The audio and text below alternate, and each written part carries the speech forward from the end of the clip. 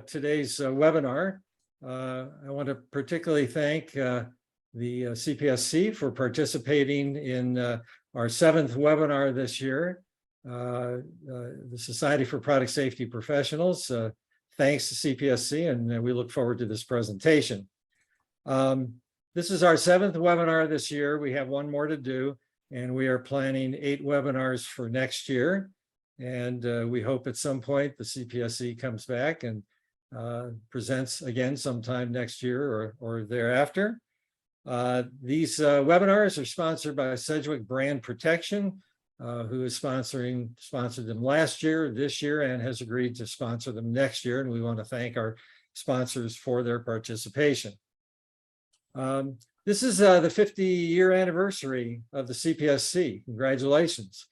I have been dealing with the CPSC since 1977, so not quite from the beginning, but I've seen lots of changes and lots of things that are going on, and the CPSC the charter is to everyone's benefit, and we as product safety professionals really want to hear from you, because I hope that all of our product safety professionals are trying to do the right thing, trying to comply with the law, trying to prevent accidents. And so we appreciate knowing what you are all in government thinking about and plans you have for the future to be of help. In addition to the 50-year anniversary, we have new commissioners, we have new senior staff, and we are thrilled to have many of them on the line today to talk to you. Let me just put up a slide here with the names of who's on going to be speaking today.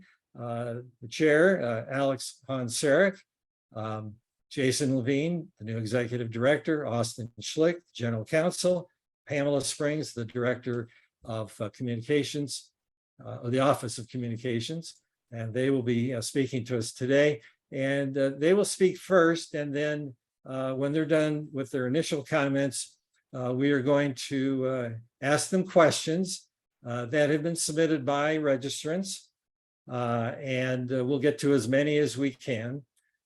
So we appreciate you participating and listening for the entire hour.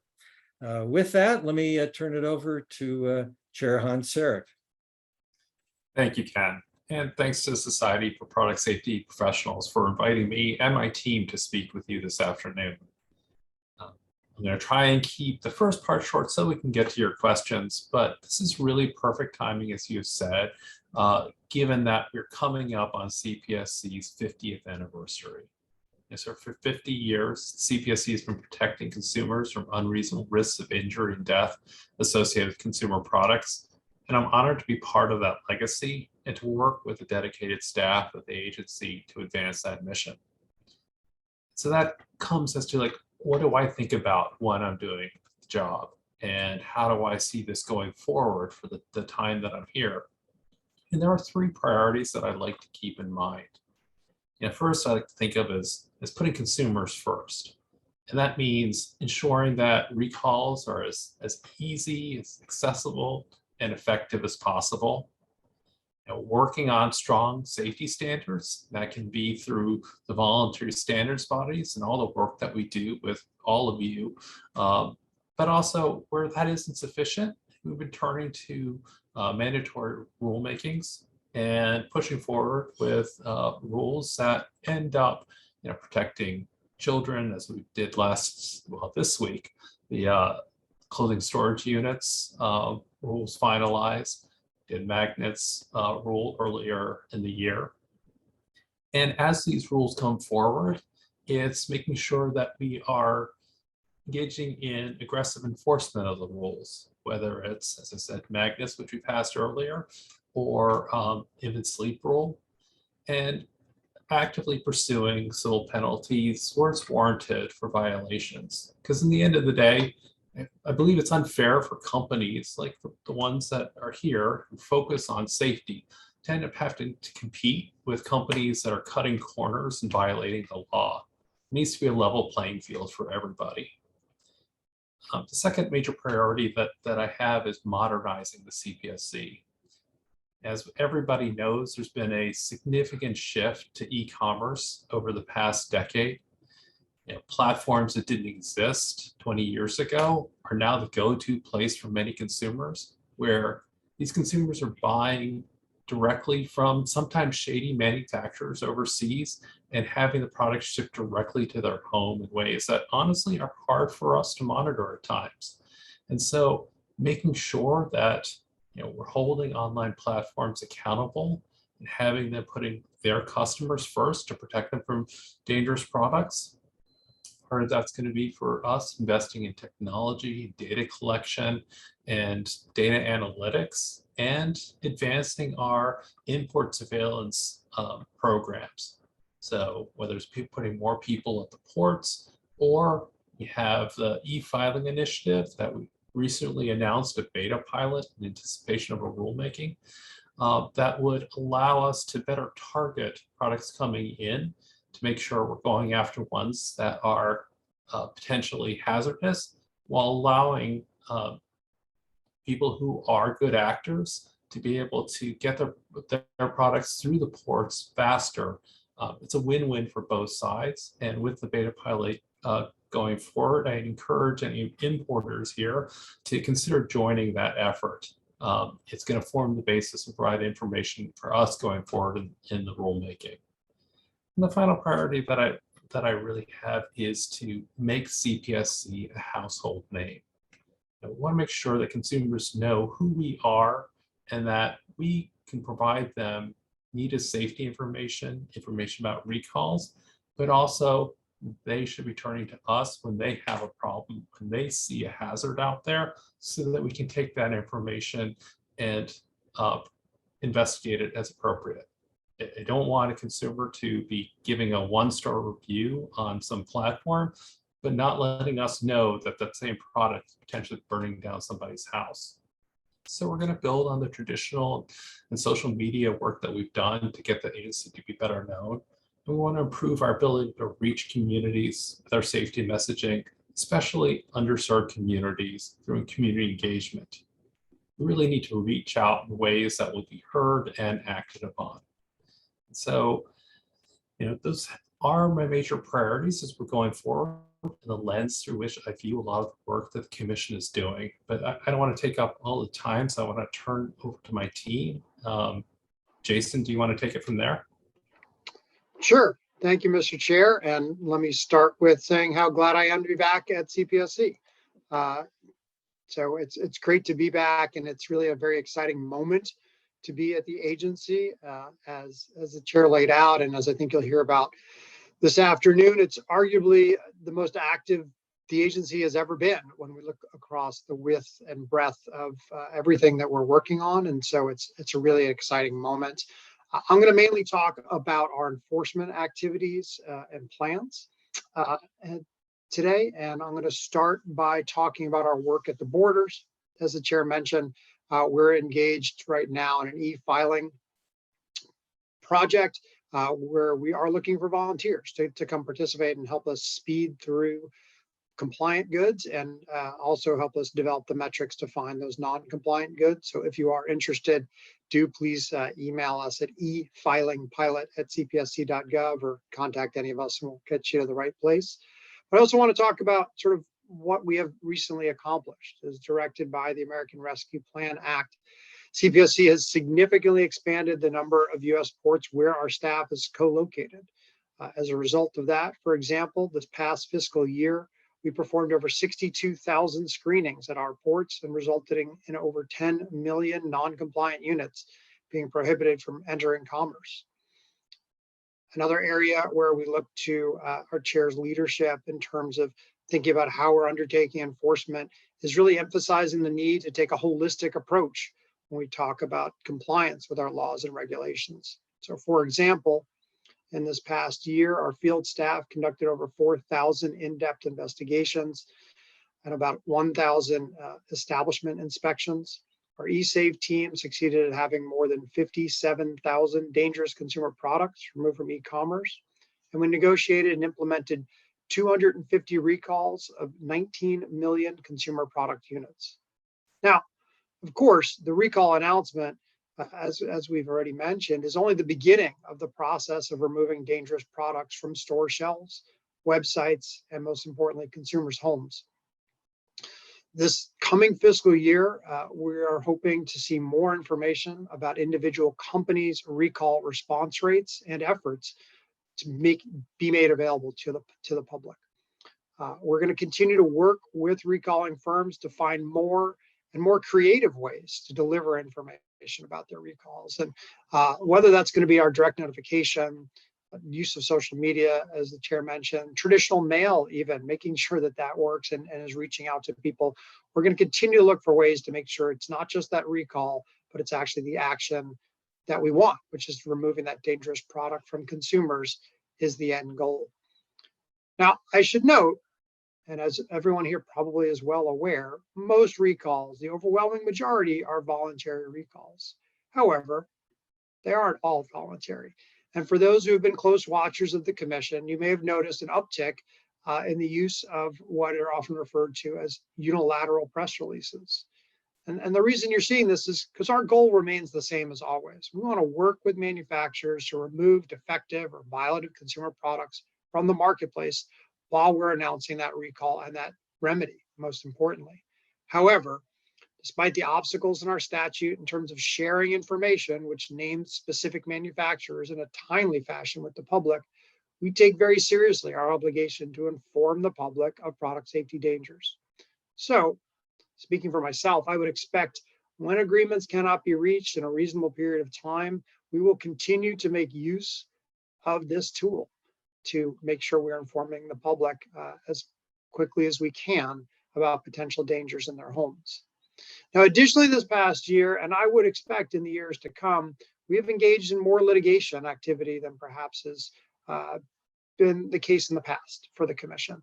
And when we think it's necessary to undertake litigation to achieve our desired safety outcomes for consumers, we're not likely to hesitate to do so in the future. And on that note, I'd also observe that this past year we had 4 civil penalties announced, totaling over $32 million, which I believe is amongst the highest dollar figures that we've ever collected, certainly in the last decade or so. So I don't want to go on too much more. I've thrown a lot of numbers out and talked mainly about enforcement. I haven't even had the chance to talk about some of the amazing research that's going on at the agency right now on issues ranging from hazards to seniors, how to increase safety for infants, micromobility, emerging hazards, chronic hazards, or how our international and domestic outreach efforts are always underway to educate manufacturers about how to build safety into the design of their products. But I'm going to leave it here. I'm going to turn it over to my colleague, our General Counsel, Austin Schlick, who, amongst other things, will discuss our very active regulatory portfolio and our historic level of action this past year. Austin? Thanks, Jason. Good afternoon or good morning. It's a pleasure to be here. Thanks for the opportunity. I wanted to discuss 2 particular aspects of the work of the Office of General Counsel.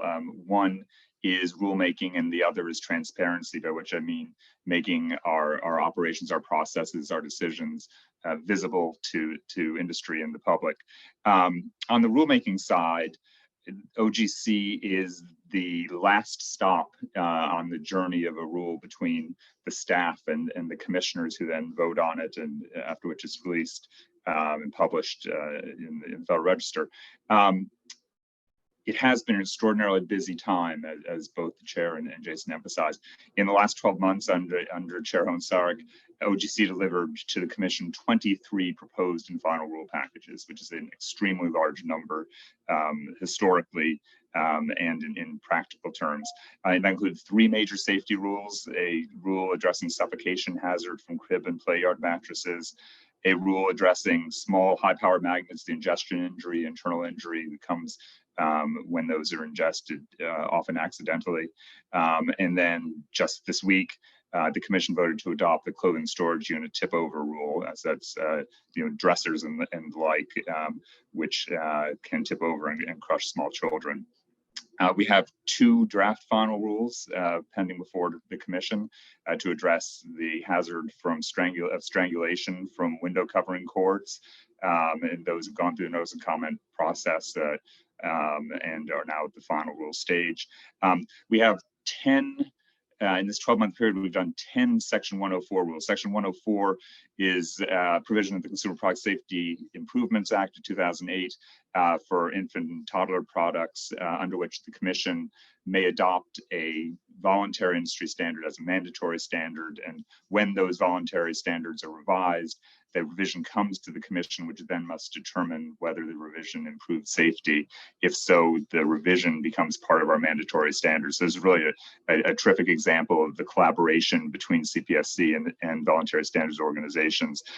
10 of those rules and rule changes have been presented to the Commission just this year. And then we have some significant proposed rules that are in the notice and comment process right now. We have one on off-highway vehicle debris penetration. So sticks and the like will come through the floorboards and can impale the rider and occupant. We have an update to our clothing flammability testing standards. We have codification of the new statutory ban on crib bumpers that was in the Safe Sleep for Babies Act that Congress adopted this summer. And then that act also included a ban on inclined sleepers, which we proposed to codify.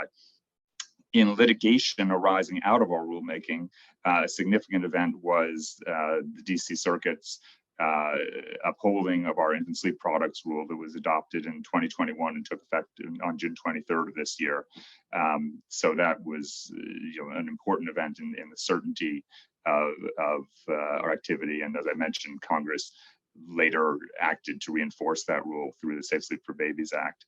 So overall, this is just a historic quantity of rulemaking for us. But I think perhaps unfortunately, rulemaking is often politicized, and I want to emphasize that these rules, the ones I've just discussed, represent 2 themes. One is overwhelmingly collaboration with voluntary standards organizations, including industry, through the Section 104 process and otherwise, to reflect the voluntary standards either into our rules directly as mandatory standards, or often as the basis for the additional rulemaking work that we do.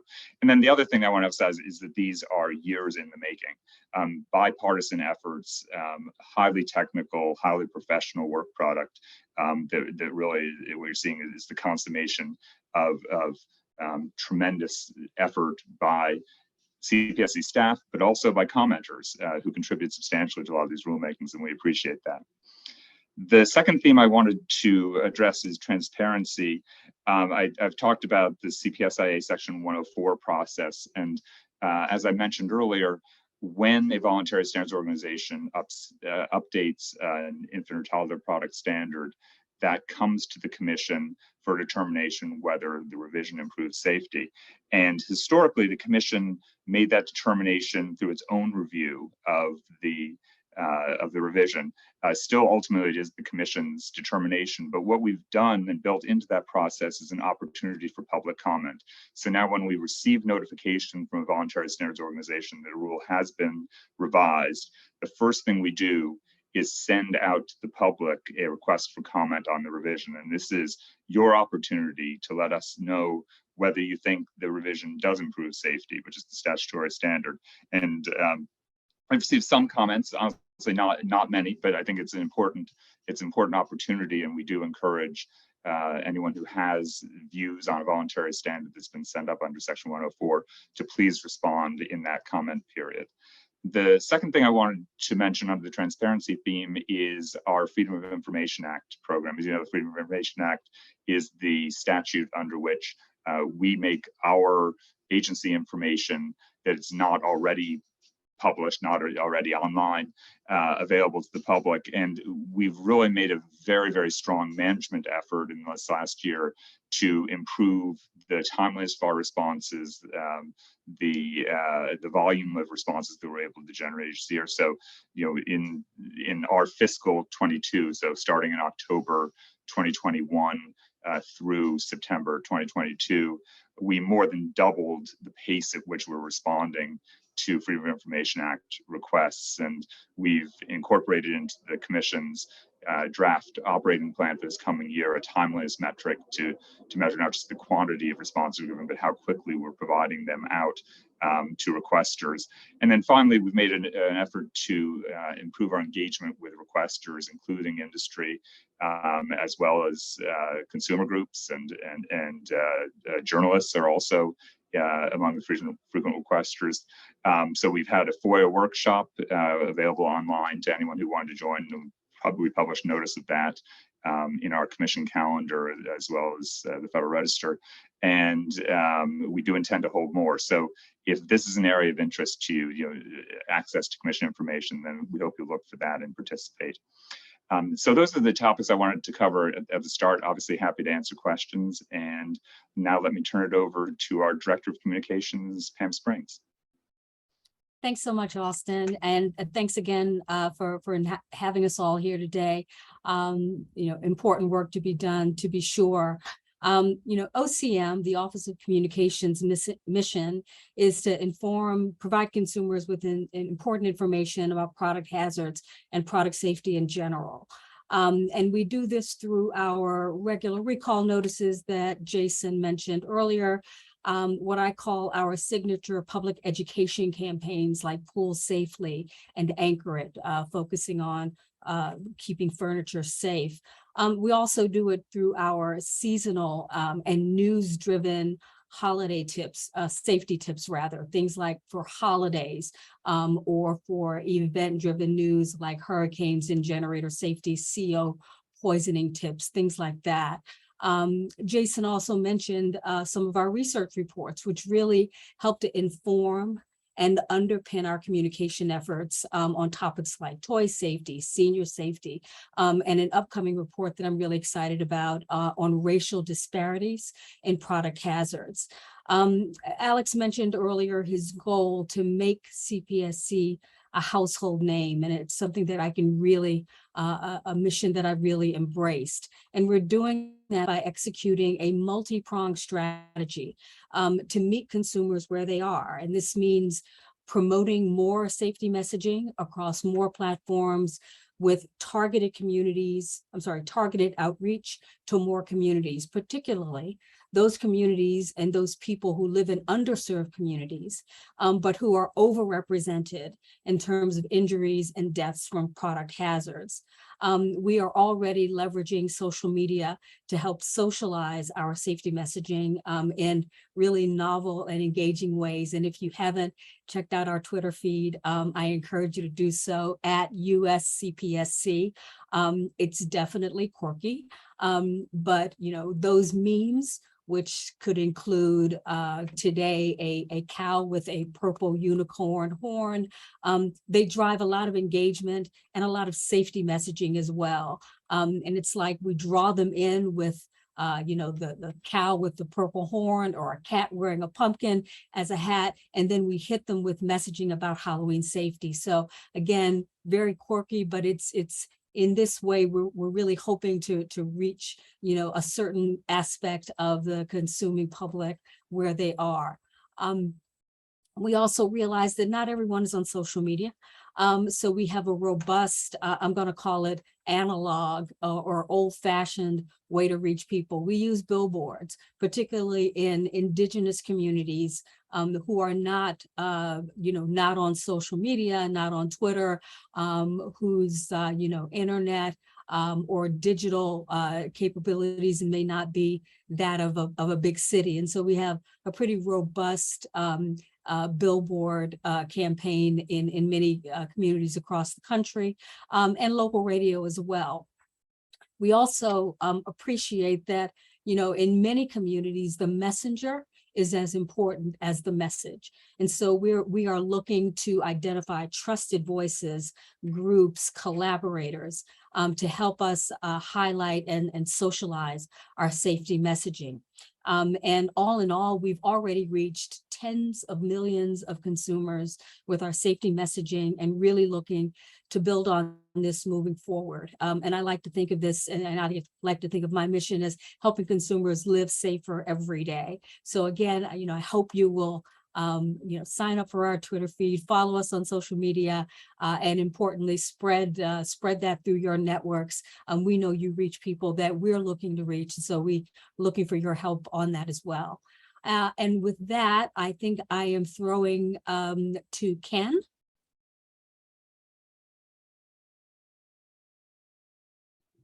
Yes, you are. I have to unmute. Okay. Thank you all very much. That was a great introduction to all of your various jobs at CPSC and the things CPSC has in mind. When we sent out the announcement a month and a half ago, we invited registrants to submit questions, and we got lots of questions. And we are going to start them in no particular order, but so if we don't get your question, we apologize.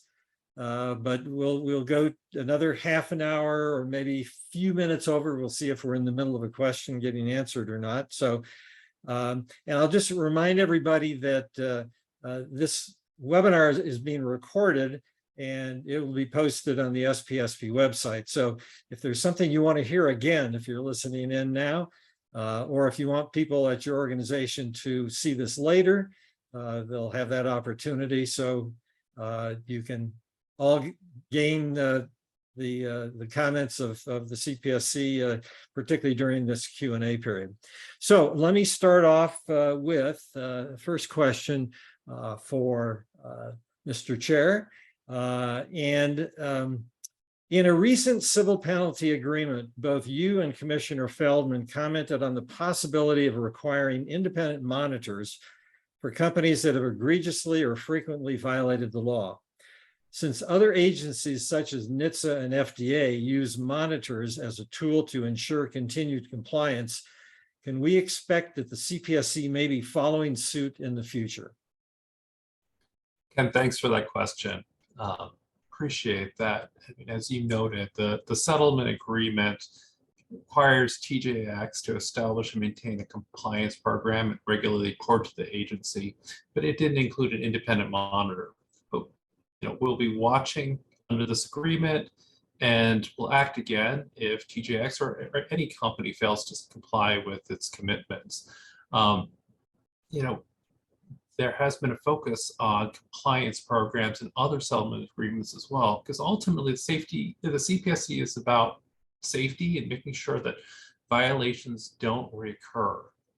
So in getting to that goal, I think all tools are on the table. And depending on the circumstances, it may be appropriate to use an independent monitor. And I welcome Commissioner Feldman's thoughts on the matter. So whether it happens in a particular case going forward really is going to be fact specific, but it's definitely a possibility.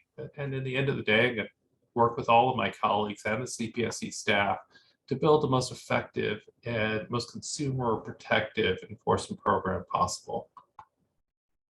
Okay, thank you. Next question is for Austin Schlick.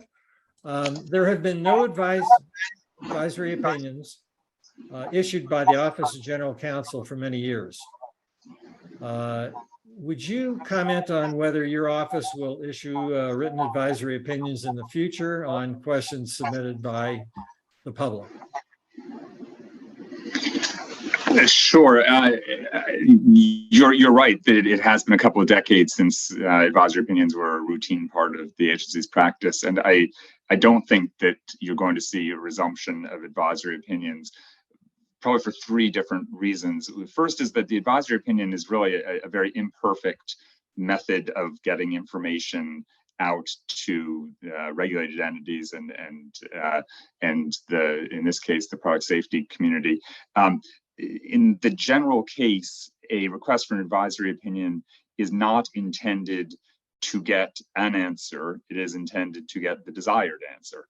And so the request is narrowly, carefully framed We cannot be certain that it contains all the relevant facts. Therefore, an advisory opinion response will include lots of caveats about the facts that are before us, and we're not addressing this, that, or the other thing. Historically, advisory opinions would be published. There would perhaps be private reporters that would come and review them then to their subscription lists. Those would be circulated. We now have a better way of doing it, and that is the internet. We can provide generally relevant, carefully crafted, extensive information about our regulations, about enforcement issues. Our small business ombudsman in particular generates lots of relevant information. We have our regulatory robot, which allows firms to sort of walk through the regulations that might be available to them. So we can now communicate directly, covering the entirety of the subject matter rather than just the narrow pieces that the requester might desire. And then the third thing is, as budgetary reality, it would require substantial additional legal staff to resume advisory opinions, and we simply don't have that money from Congress. Okay, thank you. All right, next question for Jason Levine. The statute says that a corrective action for a recall should be to offer either a repair, replacement, or refund. Does the manufacturer have the right to select the corrective action, or can the CPSC force them to utilize a corrective action of their choice?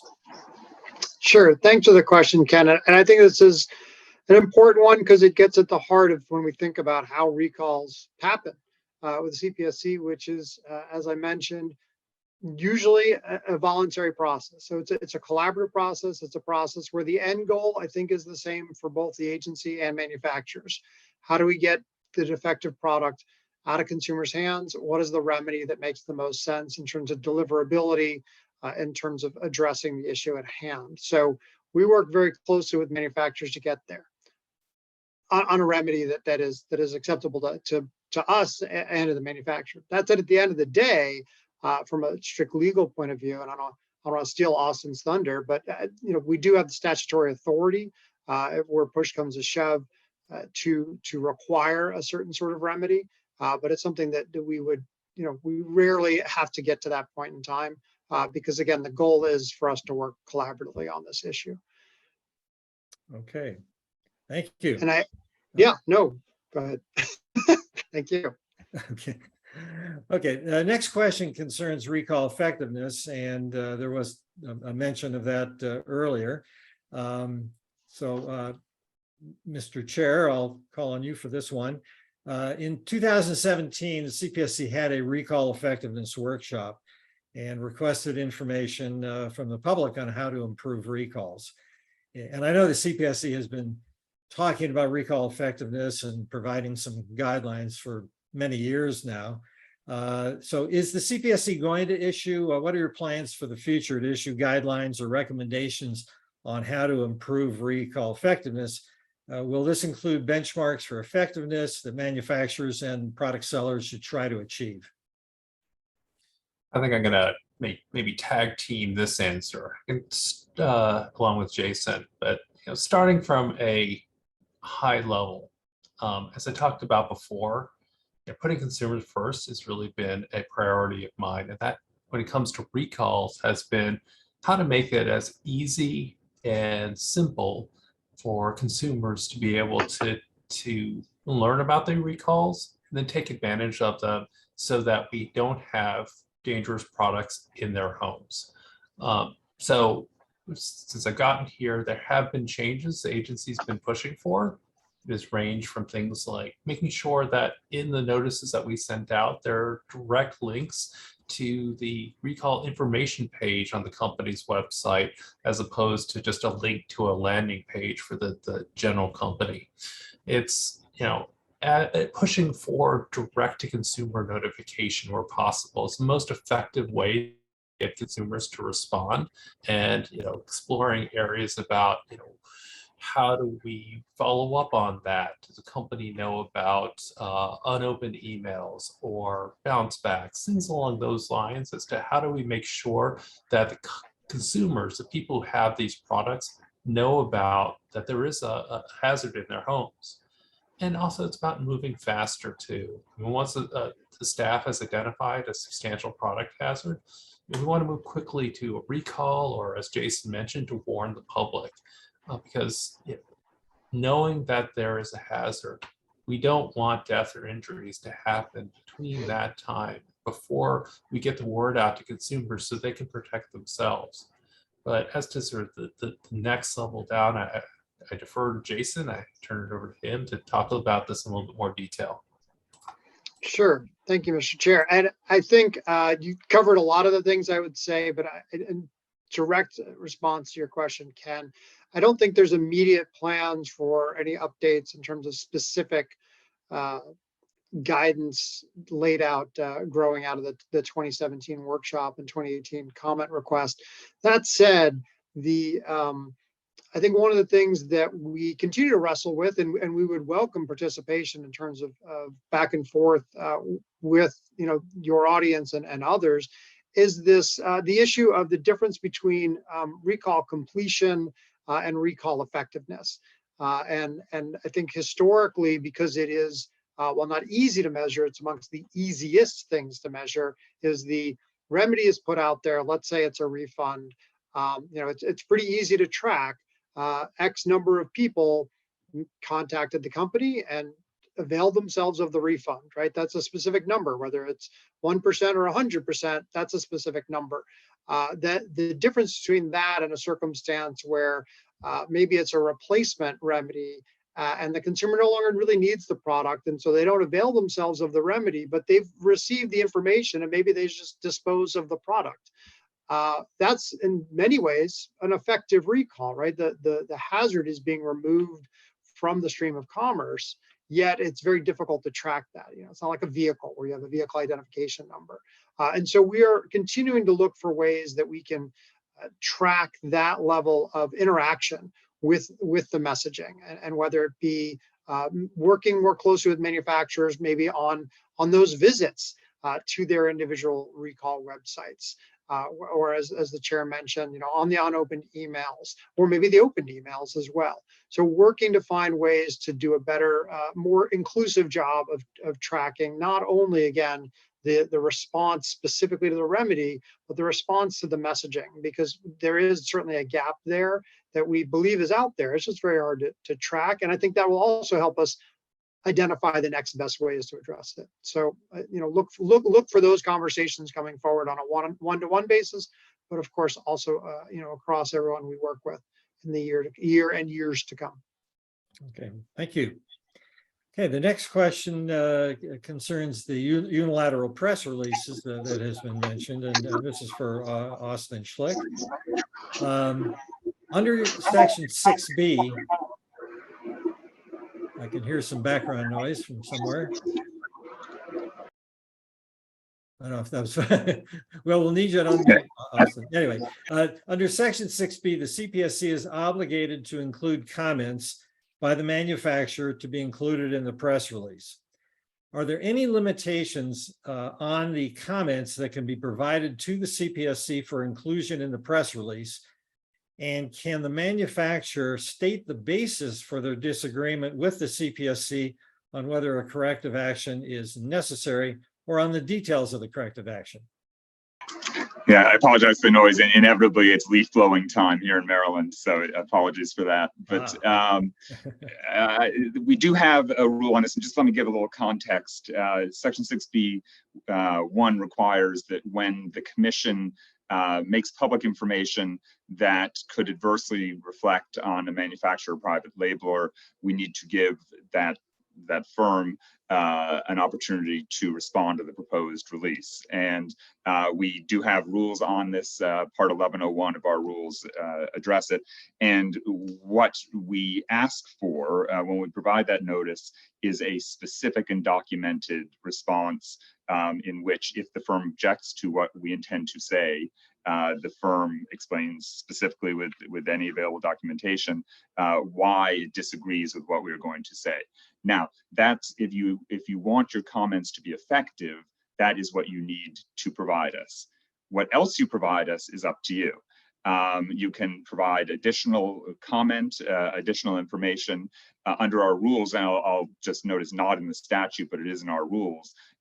We will provide within our release either the comments themselves or a summary of the comments. Now, if you go on for pages, we're not going to put in the entirety of the comments, so we're going to put in a summary. So you give extended remarks somewhat at your own peril, but we will provide either the comments themselves or a summary in our release. And the way we've been doing it in recent time is that after we say what we intend to say, having reviewed it with the firm, we will then include either the responsive comments or the summary at the bottom of the release. So that's the process, and anyone who's interested in the details, part 1101 of the rules.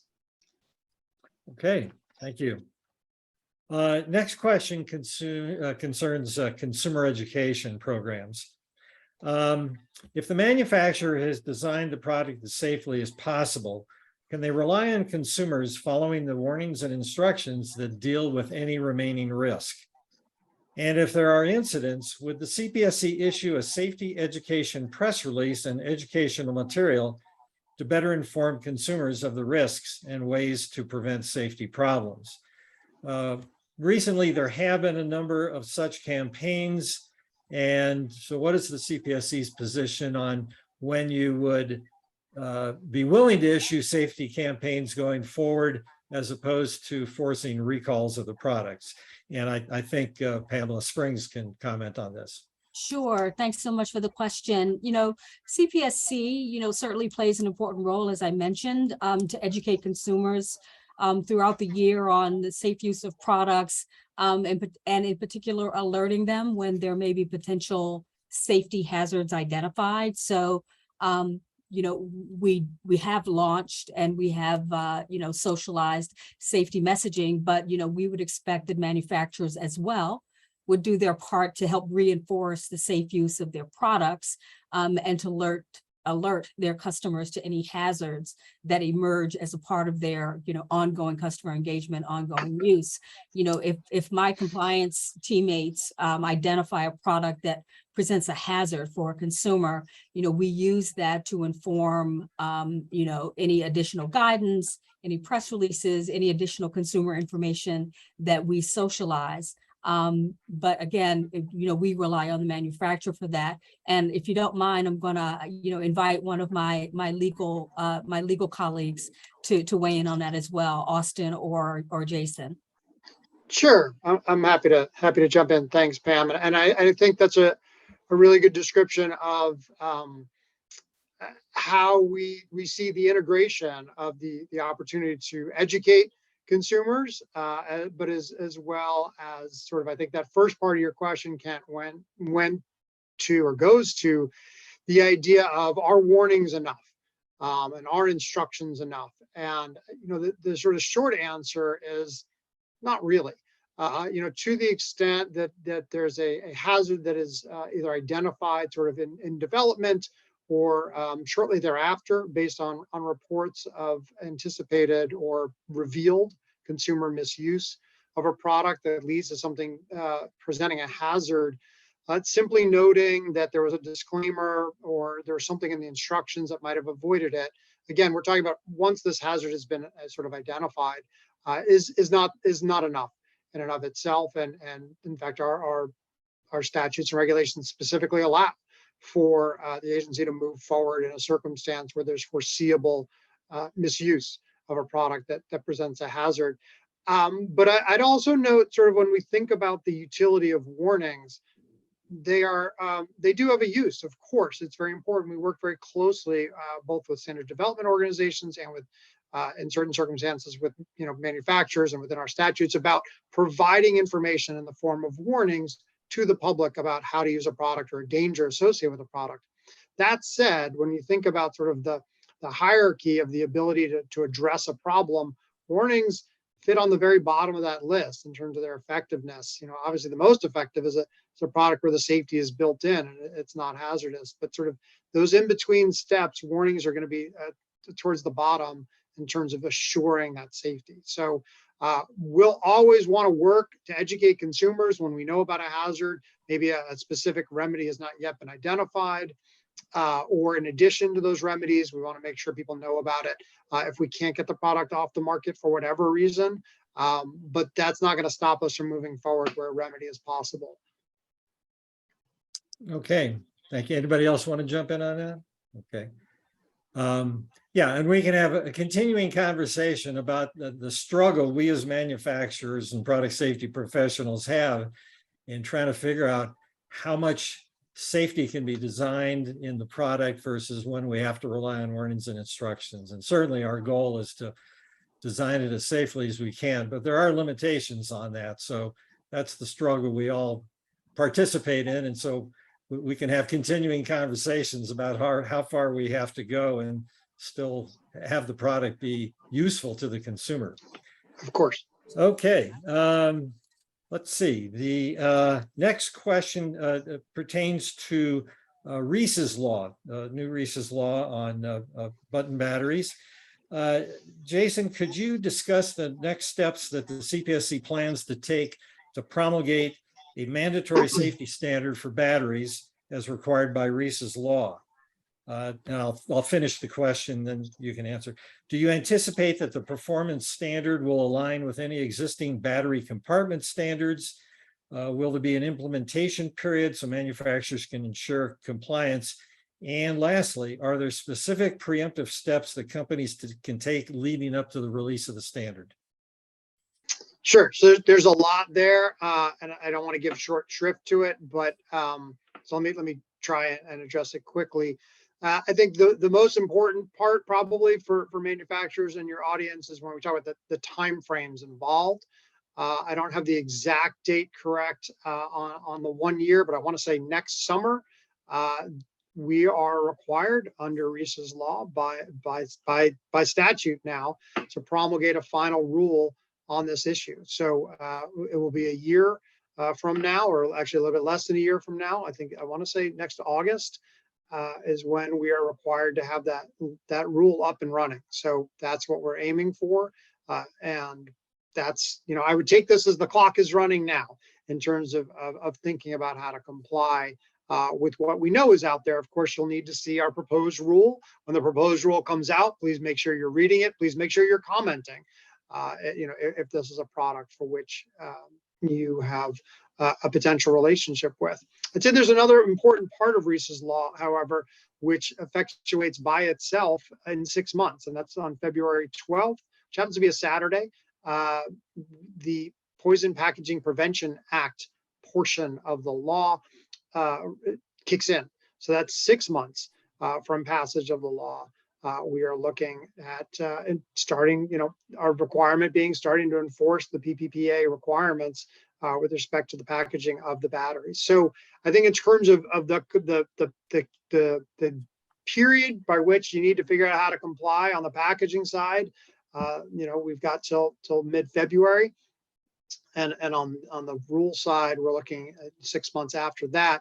In terms of what we're looking at as models, yes, I think the F963 will be a helpful piece of information there. There's also I believe it's a UL standard that has a lot of similarities to where we think it needs to be. It's not exact, so we're not just adopting it exactly as written, but we will be pointing, I think, certainly to the UL standard in this space and looking at F963 to address the hazards associated with this. I think I covered the key parts of the question there.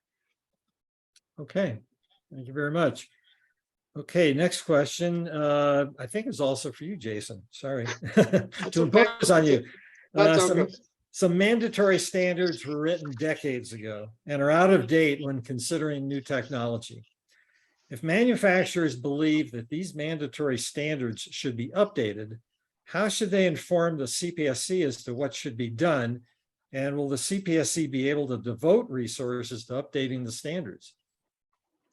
Yeah, I think that last part is probably the hardest part. And that's always, as Austin mentioned before, even with, think about something like putting out, guidance. It's always, resources are always very difficult for us. And we continue to be one of the less well-funded agencies in the government, particularly in the health and safety space. But leaving that aside for a second, really interesting question, right? We're celebrating our 50th anniversary this year. We've got standards that date back, to that first, period of time when the agency was put together. So we're always open to opportunities for how can we improve safety. If that means a mandatory standard should be updated, we're open to it. There's a couple of different ways. I mean, one is always just sort of the send a letter, send an email. I think the more formal ways of accomplishing that are probably the best ways through our priorities hearing, which happens every year. We take both oral and written submissions there, where we set the priority for the following, fiscal. Actually, it's a 2-year priority hearing every year, so we're looking at 2 years when we do undertake that. And when information comes in, that's not just, hey, this standard is old, but here's something that can address an existing ongoing consumer product safety hazard that is injuring people right now. Those are the sorts of ones that are more likely to rise to the top. One could petition for rulemaking as well, and that's also a process that's laid out in our regulatory and our regs. Just can I just add, also the voluntary standards process, increasingly by statute, our mandatory standards are intertwined with voluntary standards. And so you'll want to consider whether there is a voluntary standards process that could initiate that process and would lead to the mandatory standard revision. Excellent point. Yeah. Okay. And I would just circle back to sort of what Jason was saying. Obviously, there is more work that the agency wants to get done than it possibly could ever do, the resources and staff that it has. So, as industry is looking to say which, we should update these older rules, it's helpful when they bring that forward to also explain how it impacts consumers as well. Obviously, the ones that raise greater safety risks by not being updated, or that can improve safety by being updated, are ones that fit most squarely within our mission and probably will get a higher priority. So as you're thinking about that, we're thinking about it too. Okay, very good. I think Jason's got the next one too here, so sorry about that. Actually, I'm gonna go slightly out of order here on the questions that I have here, because I want to specifically hear about this one. Because you've got many settlement agreements for civil penalties that have requirements for compliance programs.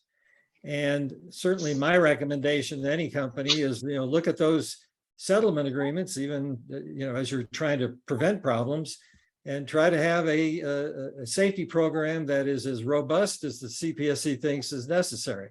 We certainly want to do that, and there are certainly best practices for safety programs that I've worked on for 45 years. So it's well known how companies should do it. If a company does as good a job as they can figure out how to do, incorporates safety management and reporting and all the things that you all think is important into their programs, but somehow something slips through. Information comes to the company, it doesn't get to the right people, you miss a problem, and ultimately there could be considered late reporting.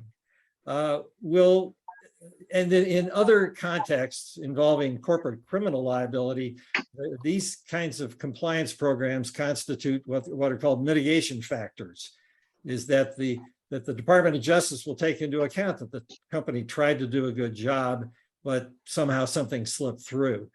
Does the CPSC look at it in the same way? Would they look at it in the same way, so that really can companies take some solace in them trying to really hard do the right thing, and even if they slip up somehow, that they'll get some credit for it going forward, either in whether there are civil penalties sought or the amount of civil penalties? Sure, great question. I'm glad you asked it. And the simple answer is yes. The more detailed answer is that's for two reasons. One, because it's literally right in our civil penalties regulation. One of the mitigating factors includes the existence of a compliance program. So, that's sort of the most direct and obvious mitigation reason. But I think that the more important reason is the one that you hit on, Ken, which is, the goal of compliance programs, when you see them in civil penalty settlements, is not, is not to be punitive. I mean, the idea is to make sure as much as possible, safe products are being made, and something that is a problem is being caught. 100% is a very hard percentage to shoot at, but as close as we can get there, and manufacturers can get there, is the goal. So the goal is to have that compliance program, hopefully not because there's been a civil penalty agreement involved, but because, to your point, it's a good idea. So yeah, it's certainly considered. It's not a get out of penalty free card, but it's certainly a mitigating factor, not only because it should be, but actually because we're required to have it as one. But I would also note real briefly, obviously civil penalties get a lot of attention, and I mentioned them earlier, and there's something everyone should want to avoid. That said, we're not doing a lot of them. I mean, even though we're doing more than we used to, there's still very few of them. We're really talking egregious act, as opposed to sort of run of the mill, something slipped through, we caught it, we notified the commission as directed in the regulations. We worked with the commission to get it off the shelves and out of consumers' homes. That's really rarely going to be a circumstance where you're looking at a civil penalty. Okay, thank you. Well, I think as the moderator, I'm gonna cut off the questions right there. I appreciate it, and I want to turn it over to the chair for any final remarks he has about this. And I'll just say before you start, this has been a wonderful conversation. I've been doing this a long time, and we rarely have this kind of an opportunity for a back and forth, and the ability to raise questions. And I hope we can continue doing these things, because again, I think that any product safety professional is trying to do the right thing. And you guys are the experts, and can give us some guidance, and we can give you some guidance on how to improve things for everybody. So keeping the conversation going in the future is certainly in everyone's best interest. So we really appreciate the opportunity to do this, and thank you on behalf of everybody who's been on the call. So, Mr. Chair, thank you. Absolutely. I appreciate the opportunity. As you said, this is a dialogue that we have with a regulator and the regulated, and it's an important one to keep going, because ultimately we're here largely as a backstop. And I think that, as you said, for the most part, companies are trying to get to a good place. They want to make sure that their products are safe, and we want to work with you to do that, be able to ensure that consumers are having a good experience and a safe experience at the end of the day. So our door's open. You've met some of the team. There's a lot more the CPSC staff out there. I'd encourage you, if you do have questions, if you have comments, feel free to reach out to me or anyone on the staff, and we'd be happy to have further conversations. Okay, thank you. Let me just, oops. Let me get to my last slide here. Just that if you have questions, please email us. We'll see if we can get answers to them. As I mentioned earlier, there'll be a recording of this webinar. There'll be a link to the recording, and you see on the screen how to get to it. We have one more webinar this year, November 16, and we're going to have some product safety, product liability lawyers talk about how product liability law can actually help you figure out how safe to make your products, and how to hopefully do things that will prevent accidents in the future. Again, I mentioned before, we plan eight webinars next year. I hope maybe we can get some other staff of the CPSC to participate and expand our relationship. We again appreciate it very much, and we appreciate all of you being on the line today. So with that, I'm going to say goodbye, and again, thanks to the CPSC for everything. We appreciate it.